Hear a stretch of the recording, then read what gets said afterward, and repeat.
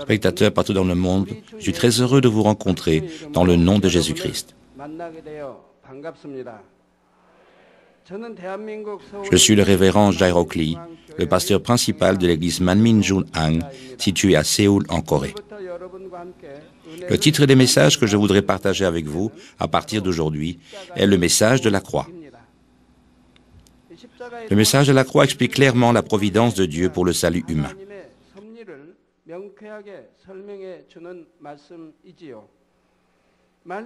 C'est un profond secret qui avait été caché dès avant le commencement des temps et qui nous fait réaliser le grand amour et la justice de Dieu.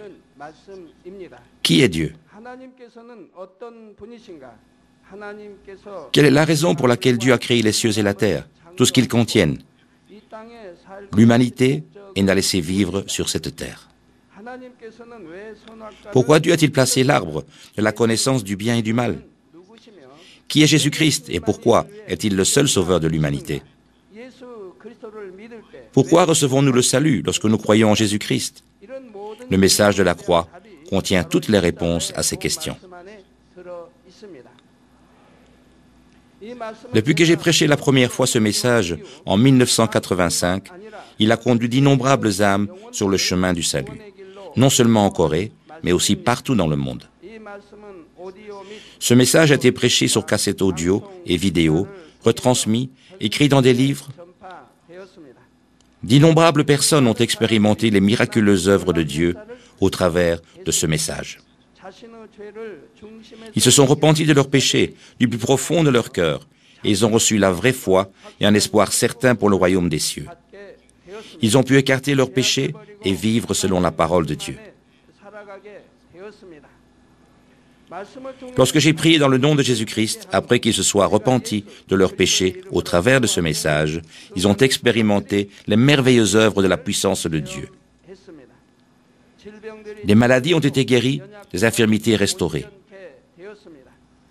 Les démons et la puissance des ténèbres ont été chassés.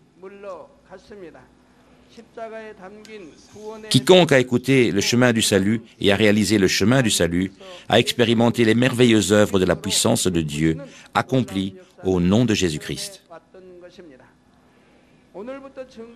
Je prie dans le nom du Seigneur que vous expérimenterez ces merveilleuses œuvres au travers du message de la croix prêché à partir d'aujourd'hui.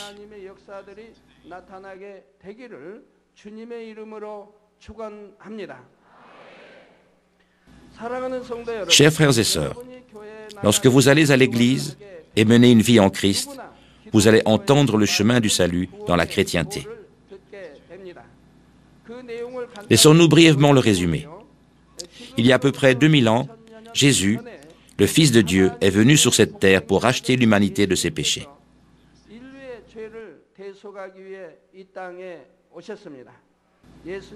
Jésus a été crucifié pour racheter l'humanité de ses péchés et a été enterré. Il est ressuscité le 3e jour. Ceux qui croient dans ce fait seront pardonnés de leurs péchés et recevront le salut pour aller au ciel.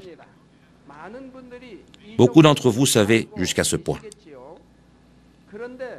Mais nous ne pouvons pas dire que nous connaissons vraiment la providence de Dieu contenue dans le message de la croix avec si peu de connaissances. Par exemple, pourquoi croyez-vous Dieu a-t-il placé l'arbre de la connaissance du bien et du mal? La raison pour laquelle l'humanité est devenue pécheresse est parce qu'Adam a mangé de l'arbre de la connaissance du bien et du mal. Si l'arbre n'avait pas existé, Adam n'aurait pas péché. Et il aurait donc pu vivre dans le confort du jardin d'Éden éternellement. Donc, Dieu n'aurait-il pas dû ne pas créer l'arbre de la connaissance du bien et du mal en premier lieu? Pourquoi Dieu a-t-il placé l'arbre là, où Adam pouvait en manger? Dieu ne savait-il pas qu'Adam mangerait de l'arbre de la connaissance du bien et du mal? Dieu est omnipotent et omniscient, et il le savait sûrement.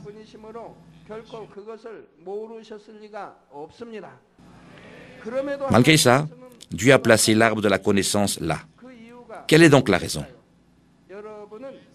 Pouvez-vous répondre clairement à cette question? Avez-vous jamais entendu une claire réponse à cette question quelque part auparavant? Bien sûr, ce n'est pas que nous ne serons pas sauvés si nous ne savons pas pourquoi Dieu a placé l'arbre de la connaissance du bien et du mal. Si nous nous repentons de nos péchés et acceptons Jésus-Christ comme notre sauveur personnel, nous pouvons être sauvés. Mais si vous comprenez le contenu le plus profond se trouvant dans le chemin du salut, vous pouvez avoir une foi plus ferme. Vous comprendrez clairement le cœur et la volonté de Dieu et mènerez une vie chrétienne victorieuse. Vous serez capable de chasser les tentations du diable et jouirez des droits des enfants de Dieu, qui est la lumière. Laissez-moi vous donner un exemple. Lorsque vous mangez une orange, elle vous profitera si vous la mangez simplement. Mais si vous savez quel type de nutriments elle contient et comment ces nutriments vous profitent, ce serait mieux.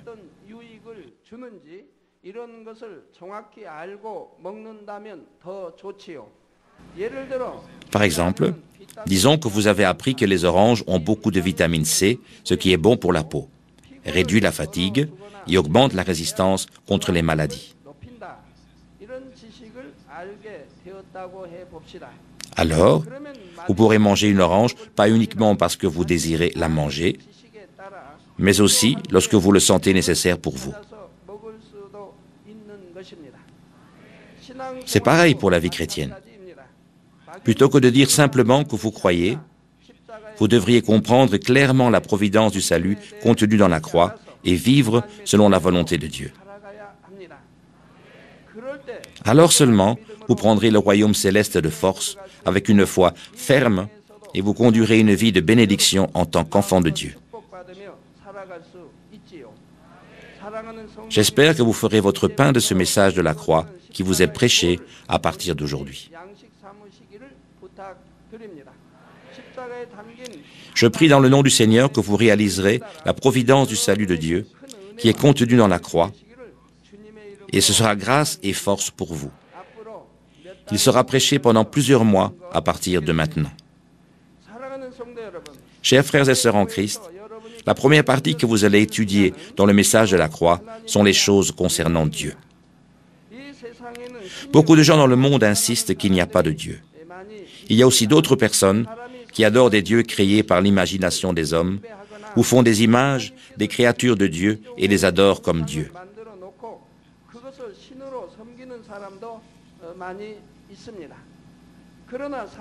Mais malgré que nous ne puissions pas le voir, Dieu vit sûrement. Et il est le seul Dieu unique que nous devons adorer.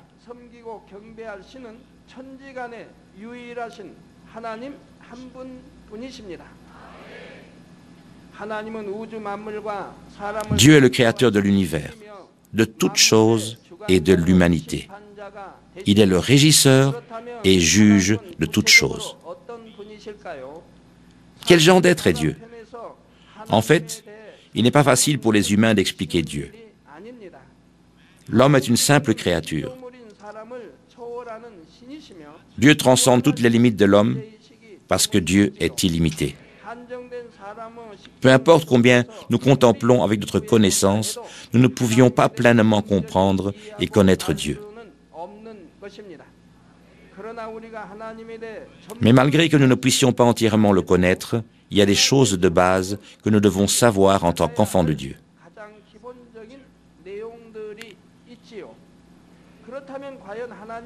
Je vais parler de 4 aspects différents de qui est Dieu. Tout d'abord, Dieu est le créateur du ciel et de la terre. Genèse 1:1 dit « Au commencement, Dieu créa les cieux et la terre. » Chapitre 1 de Genèse nous dit que pendant 6 jours, Dieu a créé les cieux et la terre au départ de rien, par sa parole.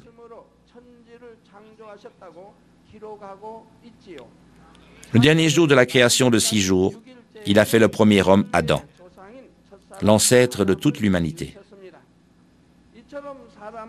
De la même manière, parce que l'homme est créé par Dieu, il ressent instinctivement l'existence de Dieu profondément dans son cœur. Ecclésiaste 3, verset 11 dit « Il fait toutes choses bonnes en son temps.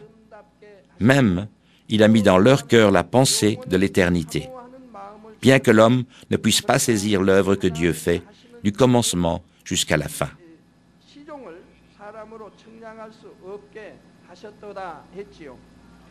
Comme il est dit, Dieu a donné à l'homme l'éternité dans son cœur. Parce qu'ils ont cela, ceux qui ont une bonne conscience reconnaissent vaguement l'existence de Dieu et le cherchent, même s'ils n'entendent ni ne connaissent Dieu. Même parmi ceux qui disent « je ne crois pas en Dieu », il y a ceux qui ont peur de la vie à venir en pensant « et s'il y avait un ciel et un enfer ?»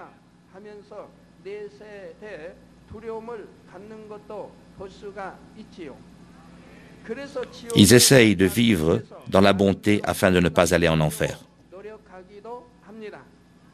Mais Romains 1, verset 20 dit « En effet, les perfections invisibles de Dieu, sa puissance éternelle et sa divinité se voient comme à l'œil, depuis la création du monde, quand on les considère dans ses ouvrages.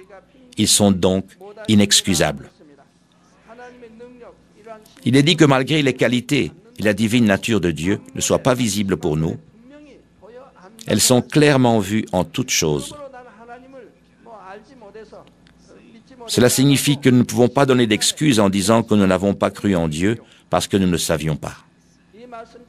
Comme il est dit, malgré que nous ne voyons pas directement Dieu, nous pouvons réaliser qu'il y a un Dieu créateur et qu'il n'y a qu'un créateur, parce que la preuve de Dieu le Créateur est enfouie en toutes choses dans l'univers qui a été créé par Dieu.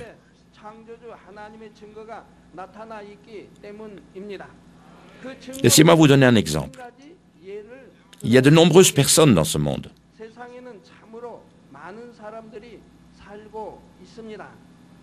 Il y a de nombreuses races et groupes ethniques qui ont différentes langues, cultures et couleurs de peau. Mais tous ont une chose en commun. Chaque peuple ou groupe ethnique a deux yeux, ils ont tous deux oreilles, un nez et une bouche.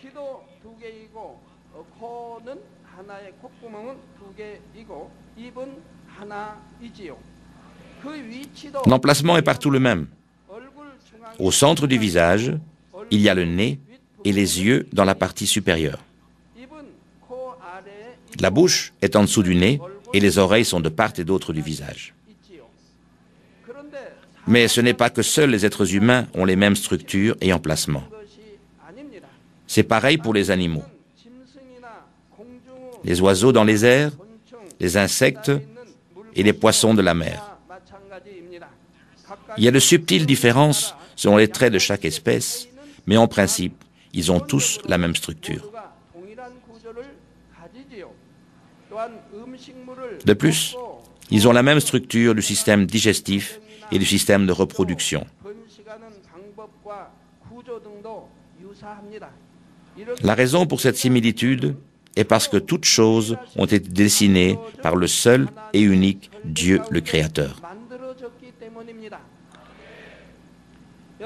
Le peuple du monde insiste sur la théorie du darwinisme et renie la création par Dieu. Mais si l'humanité a évolué comme ils le disent, nous n'aurions pas la même structure de la même manière.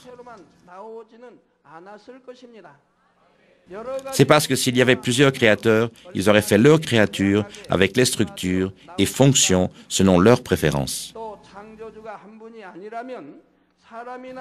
Mais en voyant que presque toutes choses ont une structure et fonction, nous pouvons sûrement comprendre qu'elles ont été dessinées avec précision et créées par un seul Dieu créateur.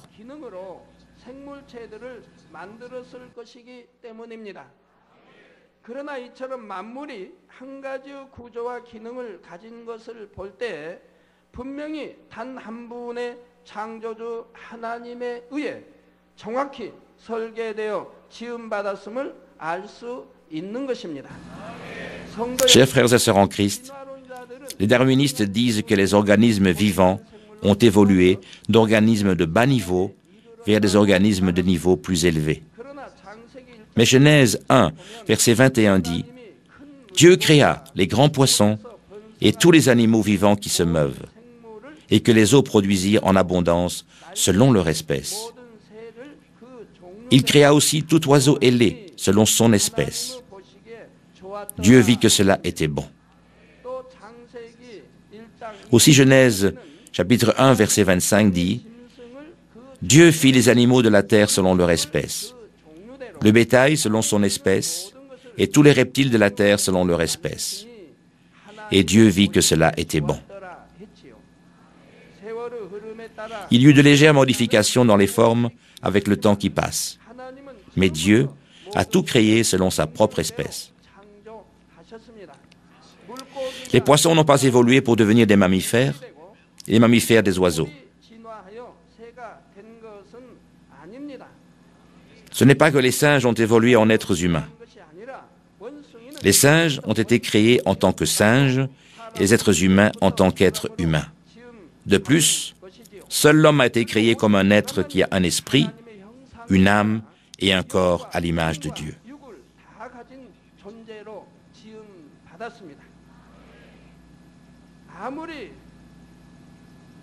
Peu importe combien un singe ressemble à un être humain, il ne peut réaliser l'existence de Dieu et l'adorer comme un homme parce qu'il n'a pas d'esprit.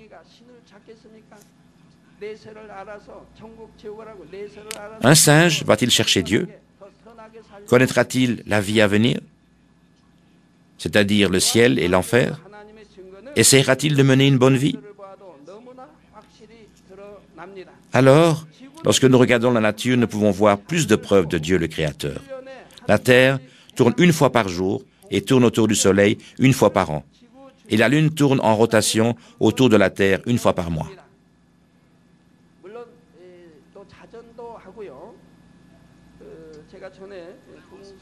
Lorsque je prêchais il y a longtemps dans des réunions de réveil, je disais que la lune était elle-même en rotation. Et il y avait quelques objections. Certains disaient que la lune ne faisait que des révolutions. À l'école élémentaire, j'ai appris que la lune était en rotation, mais ce n'était pas sûr étant donné que les gens disaient que ce n'était pas vrai. J'ai donc demandé à certains de nos membres qui étaient professeurs. La lune est-elle ou non en rotation? Certains disaient que oui, et certains autres qui n'étaient pas certains. J'ai donc dû faire certaines recherches.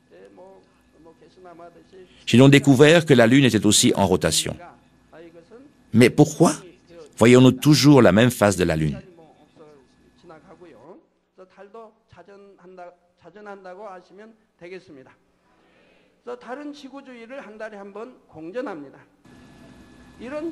C'est expliqué, mais nous n'avons pas le temps de le traiter maintenant.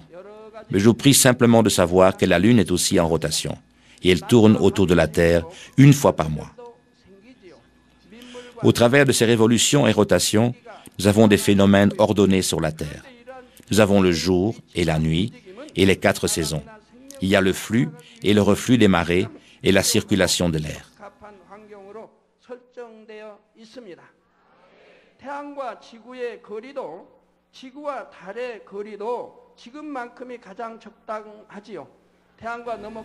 Et ces phénomènes et emplacements des corps célestes sont placés précisément pour que les hommes et les organismes vivants puissent avoir la vie. La distance du Soleil à la Terre dans son orbite est toujours la distance la plus appropriée. Il fera trop chaud si elle est plus près du Soleil. Si elle est plus loin, il fera trop froid. Même la distance entre la Terre et la Lune ne peut être plus ou moins. La distance actuelle est idéale pour le flux et le reflux. À cause de ce flux et reflux, la température de l'humidité sont contrôlées et beaucoup de phénomènes naturels se produisent.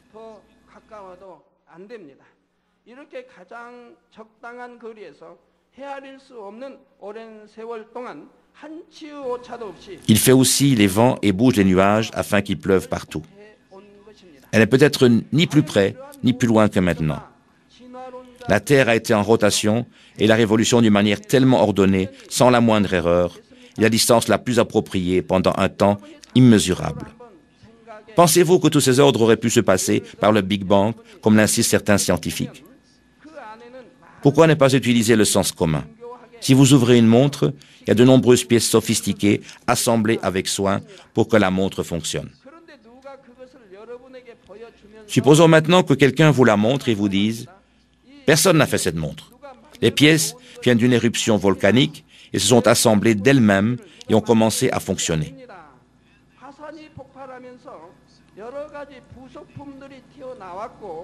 Pourriez-vous croire cela? À moins d'être fou, vous ne le croirez jamais.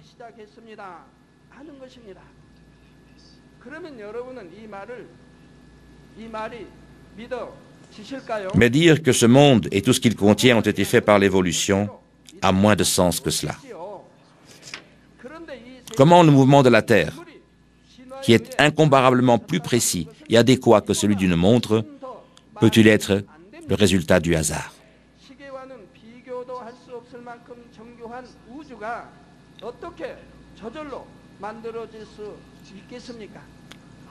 Comment un univers tellement complexe pourrait-il bouger dans un ordre strict par lui-même?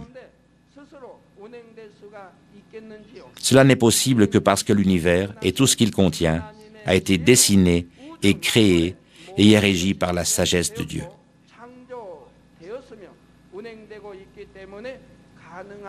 Dieu le Créateur a fait toutes choses par sa puissance et il les gère.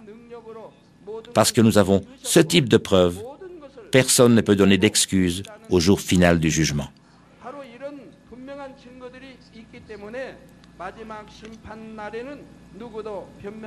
Personne ne peut dire « Oh, je pensais qu'il n'y avait pas de Dieu ». Chers spectateurs, pourquoi les gens ne croient-ils pas en voyant tant de preuves de la création?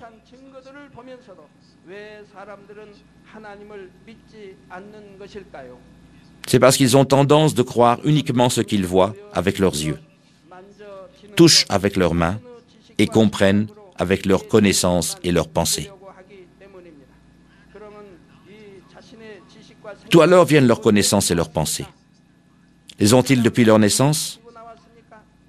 Leur connaissance est accumulée en apprenant et en entendant de ceux qui ne croient pas en Dieu, et leurs pensées viennent de ce type de connaissances. Ils n'essayent pas de reconnaître le fait qu'il y ait un Dieu invisible. Ils ne reconnaissent pas les signes et les prodiges relatés dans la Bible. Mais toutes les paroles de la Bible sont la vérité même. Il est vrai que Dieu a créé les cieux et la terre. Et les signes et les prodiges et les puissantes œuvres ont eu lieu.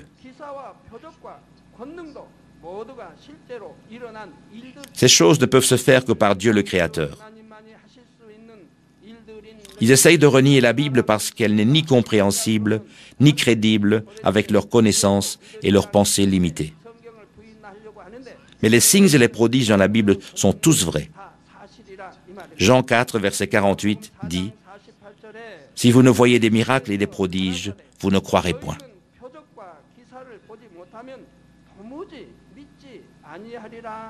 Les pensées et le cadre d'esprit des hommes tombent lorsqu'ils voient les signes et les prodiges qui sont au-delà des limites humaines.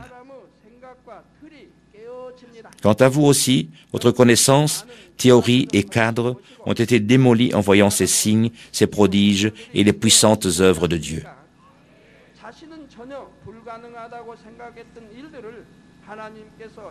Lorsqu'ils expérimentent quelque chose par l'œuvre de Dieu, qu'ils croyaient absolument impossible, alors seulement ils peuvent accepter que seule la parole de Dieu soit vraie, malgré qu'elle ne coïncide pas avec leurs pensées. Ainsi, dans la Bible, Dieu nous a montré qu'il est le Dieu vivant au travers des innombrables œuvres et les miracles de sa puissance. À Pharaon et à ses ministres en Égypte, Moïse a démontré le Dieu vivant au travers des 10 plaies. Élie a fait descendre le feu du ciel et a fait tomber la pluie du ciel après 3 ans et demi de sécheresse. Jésus a prouvé qu'il est le Fils de Dieu au travers de signes et de prodiges.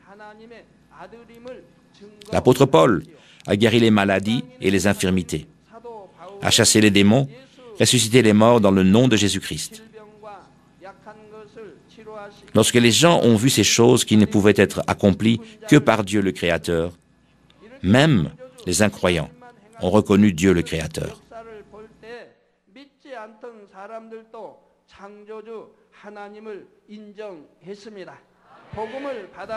Ils ont accepté l'Évangile et le Sauveur Jésus-Christ.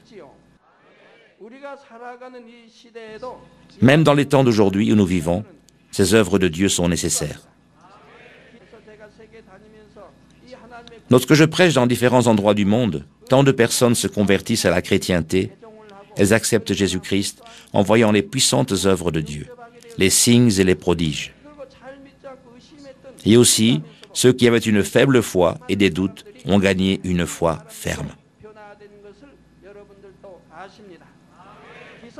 La puissance de Dieu manifeste les signes et les prodiges est la plus solide évidence pour permettre aux incroyants de croire au Dieu vivant, le Créateur. D'innombrables signes et prodiges ont eu lieu dans cette Église depuis son ouverture. Et tandis que le temps passe, des œuvres plus puissantes s'accomplissent. Par exemple, des maladies incurables telles que le cancer et le sida, et des infirmités et des handicaps physiques sont tous guéris par la puissance de Dieu.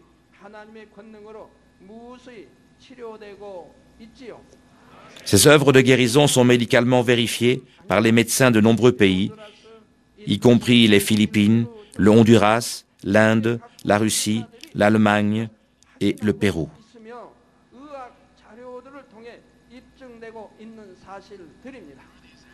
Au travers de ces évidences, de nombreuses personnes partout dans le monde ont accepté Dieu et croient dans leur cœur. Même ceux qui ont beaucoup de connaissances et ceux qui avaient adoré les idoles ont reconnu Dieu le Créateur et croient en lui, en voyant les œuvres du Dieu vivant.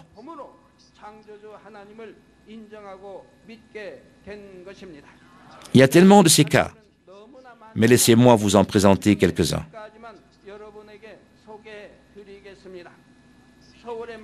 La diaconesse Eun de Kim de l'église Manmin, Junhang, était brûlée pratiquement sur tout le corps par de l'eau bouillante renversée.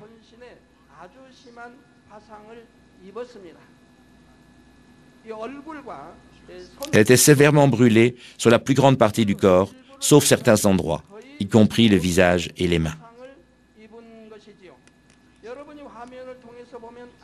Comme vous pouvez le voir sur l'écran, la brûlure était si grave qu'elle aurait pu mourir, même si elle avait été à l'hôpital.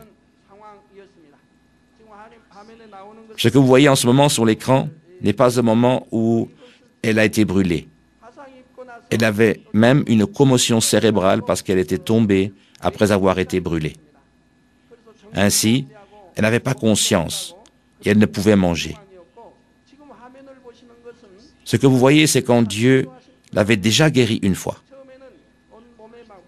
D'abord, il y avait de nombreuses grosses cloques. Et ensuite, de très grosses croûtes qui ressemblaient à de l'écorce de pain. Cette photo a été prise lorsque les croûtes avaient déjà tombé pour la première fois.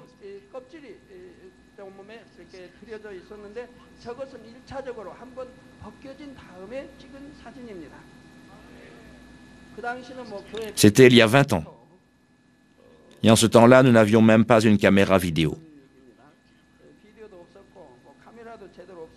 Aussi, parce qu'elle est une femme, nous n'avons pris que la partie inférieure du corps.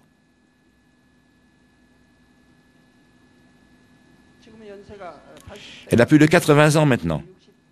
Et c'était quand elle était au début de ses 60 ans. Elle était vraiment dans une situation où elle serait morte à 100% s'il avait été à l'hôpital.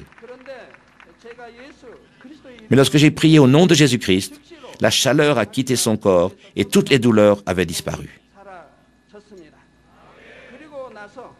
Et alors, les nerfs, les veines et la peau qui avaient été brûlées ont commencé à être régénérées. Je l'ai amenée à Jochiwon où je priais.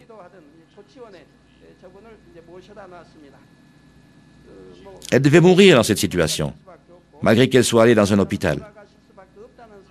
Ainsi, je l'ai amenée dans mon lieu de prière, et je priais pour elle 4 fois par semaine. Le lundi, le mardi, le mercredi et le jeudi, parce que je devais revenir à l'église le vendredi. Alors je voyais comment Dieu le guérissait. C'était en été, et cela sentait mauvais. Aussi, le voisinage où je restais était des champs de riz.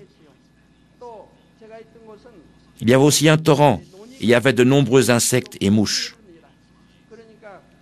Et sa chair avait été bouillie. C'était de la chair inutile. Sa peau était complètement bouillie. Et même ses nerfs, les tissus, les tendons et les veines étaient tous bouillis. Ils étaient inutiles.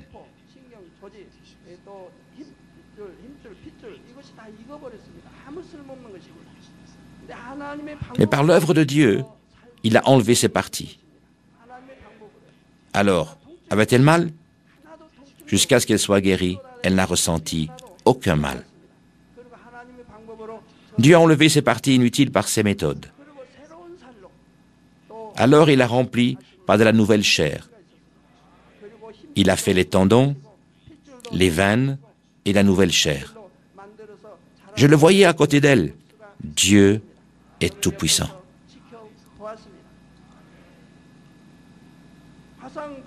Étant donné que les cellules qui avaient été brûlées étaient déjà mortes, elles ne pouvaient pas être régénérées par des méthodes humaines. Mais Dieu le Créateur qui a créé l'homme a complètement reproduit les parties brûlées. Elle n'a jamais pris de médicaments, ni été dans un hôpital. Mais sa chair a été entièrement guérie comme la chair d'un bébé. Son ventre, les 2 mains, la plupart des parties avaient été brûlées. Dans la plupart des cas, les gens restent avec de vilaines cicatrices, même après un traitement à l'hôpital. Mais après avoir reçu ma prière, elle n'avait aucune cicatrice, malgré que les brûlures soient aussi sévères. De plus, il n'y a eu aucune douleur pendant que Dieu la guérissait. Bien sûr, gratuitement. La guérison a été très rapide. S'il avait été à l'hôpital, même si elle avait survécu, cela aurait pris des années. Aussi, ils auraient dû transplanter de la peau d'ailleurs, ils auraient d'abord dû enlever les parties inutiles. Combien cela aurait été douloureux pour elle. Elle serait devenue folle.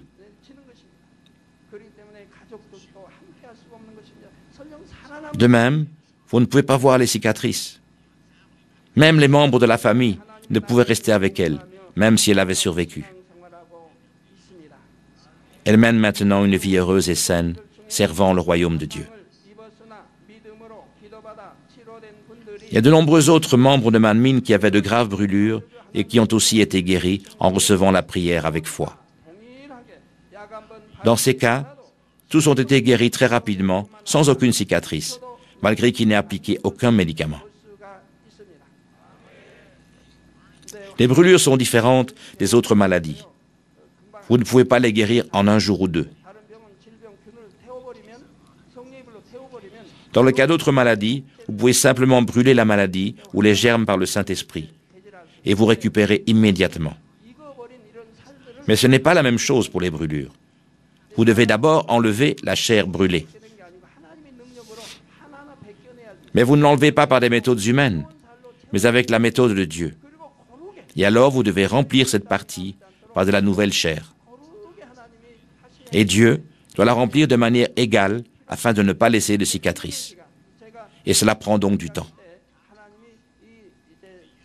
J'ai vu que Dieu a enlevé la chair inutile en 3 fois. Il a enlevé une fois, a laissé la nouvelle chair revenir,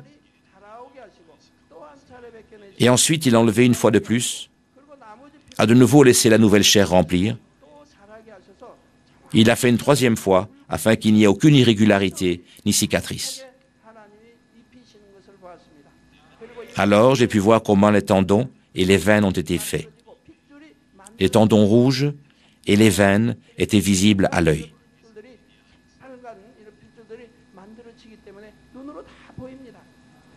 J'ai vu le processus de la guérison de Dieu à côté d'elle. Combien j'en suis reconnaissant.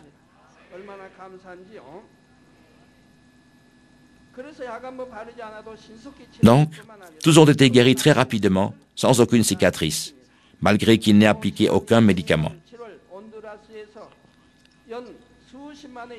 Aussi, en juillet 2002, lorsque nous avons tenu une croisade unifiée, visitée par des centaines de milliers de personnes au Honduras, d'innombrables étonnantes œuvres de Dieu ont eu lieu.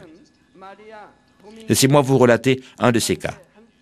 Maria Dominguez, qui avait alors 12 ans, avait perdu l'usage de son œil droit quand elle avait 2 ans, et elle a subi une transplantation de cornée.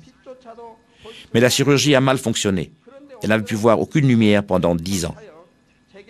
Mais quand elle a assisté à la croisade au Honduras et a reçu la prière, elle a pu voir.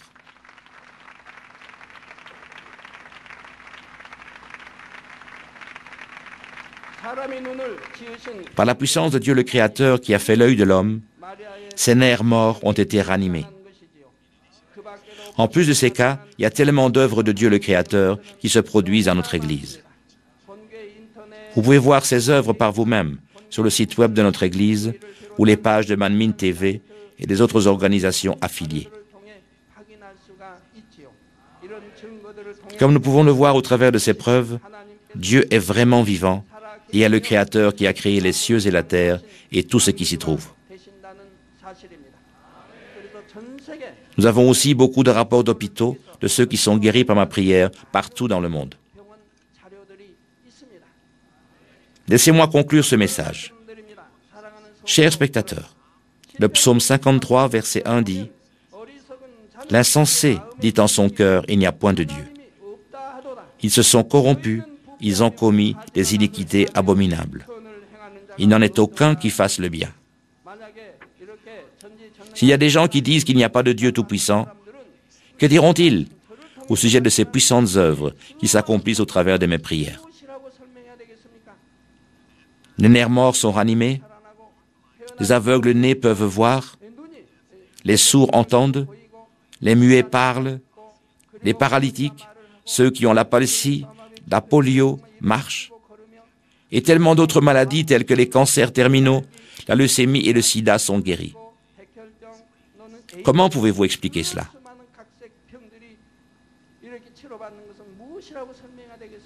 Aussi, ceux qui ne peuvent pas concevoir et avoir des bébés sont bénis avec des bébés. De plus, uniquement en m'envoyant leurs photos, et quand je prie sur les photos, ils reçoivent ces œuvres et sont guéris de leur maladie. Comment peuvent-ils expliquer cela? Alors comment puis-je accomplir ces œuvres s'il n'y a pas de Dieu Tout-Puissant? L'insensé et le mauvais essayent de renier Dieu, uniquement parce qu'ils ne peuvent pas le voir. Mais comme c'est témoigné dans le message d'aujourd'hui, Dieu est vraiment vivant. La preuve de Dieu le Créateur est clairement prouvée dans la nature et dans les œuvres de sa puissance. Ecclésiaste 12, verset 13 dit « Écoutons la fin du discours. Crains Dieu, observe ses commandements. C'est là ce que doit faire tout homme. » La tâche originale de l'homme est de ressembler à Dieu, étant donné que nous sommes faits à son image. Et dans Proverbe, Dieu dit que craindre Dieu, c'est de se débarrasser de toute espèce de mal. Si vous craignez vraiment Dieu, pourquoi ne recevriez-vous pas de bénédiction? Pourquoi ne recevriez-vous pas de guérison, ni de réponse à vos problèmes? Cela nous dit de craindre Dieu et de garder ses commandements. C'est la tâche de l'homme de faire ce qu'il nous dit de faire, et de ne pas faire ce qu'il nous dit de ne pas faire, de garder ce qu'il nous dit de garder, et de rejeter ce qu'il nous dit de rejeter. J'espère que vous croirez certainement en Dieu, le craindrez et garderez ses commandements. Lorsque vous accomplissez votre tâche d'homme de cette manière, Dieu le Créateur vous conduira vers le royaume des cieux et donnera des réponses à vos prières et aux désirs de votre cœur. Il peut même, par sa puissance, résoudre des problèmes qui ne peuvent pas être résolus par l'homme. Lorsque vous recevez les réponses, et les bénédictions de cette manière, vous pouvez prêcher l'Évangile aux incroyants avec plus de puissance, en disant « J'ai rencontré, expérimenté Dieu de cette manière ». Je prie, dans le nom du Seigneur, que vous expérimenterez les œuvres de Dieu dans votre vie quotidienne et que vous lui donnerez gloire. 우리 주 예수 그리스도의 이름으로 축원합니다.